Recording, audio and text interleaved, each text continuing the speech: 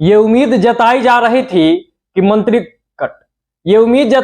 थी कि केंद्रीय मंत्रिमंडल का विस्तार होगा, लेकिन विस्तार अभी टला हुआ है। इसके पीछे का एक कारण चिराग पासवान बताया जा रहा है। अब आप सब सोच रहे होंगे कि आखिर चिराग पासवान ऐसा क्या कर दिए हैं, ऐसा क्या कारण है कि उनके वजह से केंद्रीय मंत्रिमंडल का विस्तार नहीं हो पा रहा है। तो पूरी खबर हम आपको विस्तार से बताते हैं, वीडियो को अंत तक जरूर देखिएगा। साल 2019 में हुए लोकसभा चुनाव में बीजेपी के एनडीए गठबंधन में शामिल सहयोगी दलों ने 352 सीटों में से 14% यानी कि कुल 49 सीटों पर जीत दर्ज की थी।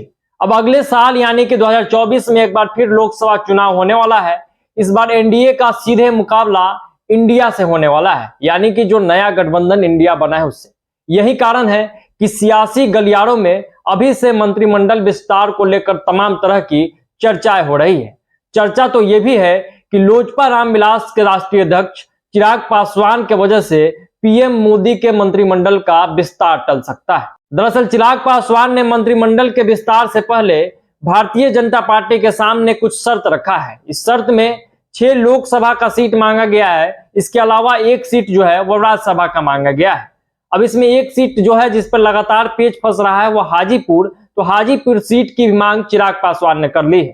चिराग पासवान ने हाल ही में एक बड़ा बयान भी दे दिया है। उन्होंने कहा है कि वह चाहते हैं कि उनकी मां रीना पासवान हाजीपुर से लोकसभा चुनाव लड़े, जहां से उनके दिवंगत पिता रामविलास पासवान कई दशकों तक सांसद रहे हैं। इसके कुछ घंटे पहले चिराग पासवान ने संकेत दिया था कि वह जमुई से फिर से चुनाव लड़ेंगे, वहां मौजूद लोकसभा में लगातार दूसरी बार इस सीट का प्रतिनिधित्व करेंगे। चिराग का हाजीपुर से सांसद और उनके चाचा पशुपति कुमार पारस से सीधे टकराव है।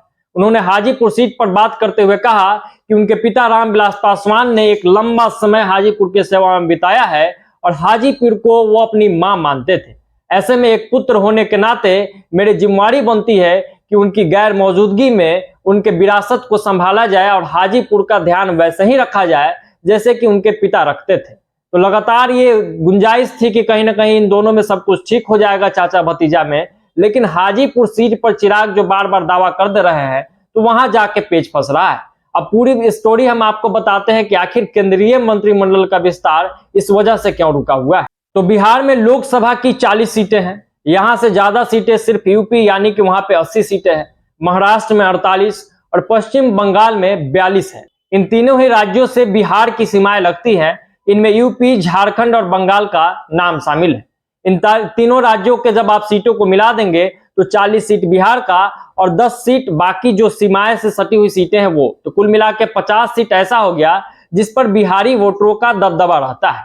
अब ऐसे में केंद्रीय नेतृत्व ये चाहता है, यानी कि भाजपा यह चाहती है कि कुछ वैसे लोगों को मंत्री बनाया जाए जिससे एक संतुलन बन सके, एक बैलेंस बन सके, जिससे 50 सीट पर कुछ वोट आ सके। ऐसी स्थिति में चिराग पासवान का जो शर्त है वही जाके पेच फंस जा रहा है।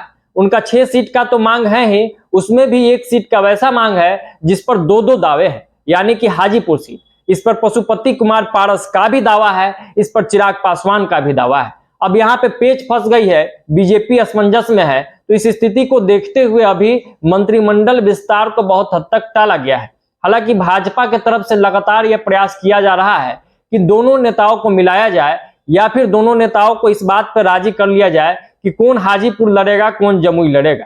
तो कुल मिलाकर इसी को लेकर यह पूरा पेज फंसा हुआ है और इस पूरी खबर पर हम लगातार नजर बनाए हुए हैं। जैसे ही कोई अपडेट निकल के सामने आएगी, जैसे ही कोई नई बात निकल के सामने आएगी, हम उससे आपको रूबरू जरूर कराएंगे। अभी के लिए इतना ही, दीजिए इजाजत। अगर आप हमें फेसबुक पेज पे देख रहे हैं तो हमारे पेज को फॉलो कर ले, और अगर यूट्यूब चैनल पे देख रहे हैं तो हमारे चैनल को सब्सक्राइब करना ना भूले, और इस वीडियो को भी ज्यादा से ज्यादा लोगों तक शेयर जरूर कीजिएगा। बहुत बहुत धन्यवाद। जय बिहार।